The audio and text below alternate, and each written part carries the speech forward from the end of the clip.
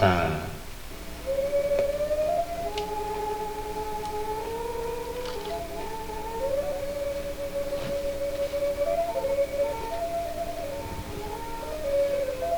កកផ្លេចជំម្ដេចប្រងប្រយ័ត្នត្រីត្រូវគេកាត់ដាក់ឆ្នាំងស្លព្រោះតែឃើញនុយស្ទុះមកស្រដោយចាត់ត្រេកអរនិងលាភាដែកត្រូវភ្លើងដុតលាត់ទៅរឹងចាត់ខូចរបឹងឥតកេណនីទោះត្រូវរងទុកសោកច្រើនគ្រាពុំងាយនឹងងាដឹងខ្លួនបានស្រឡាញ់ស្អប់ខឹងនឹងរោគចិត្ត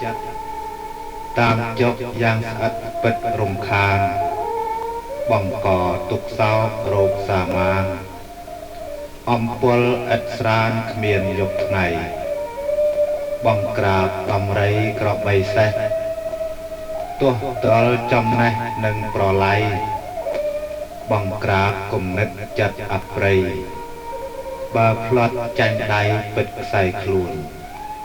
សតិអើយក្រោកកុំនៅស្ងៀម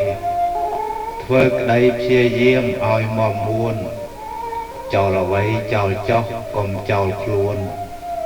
រក្សាថែធួនដោយប្រឹងប្រែងវិស័យនៃចិត្តដិតអារម្មណ៍ព្រោះបានសន្សំជាអង្វែងជន់បានឈ្នះពិតឥតចំបែងជាជនគួរស្ញែងក្នុងលោកា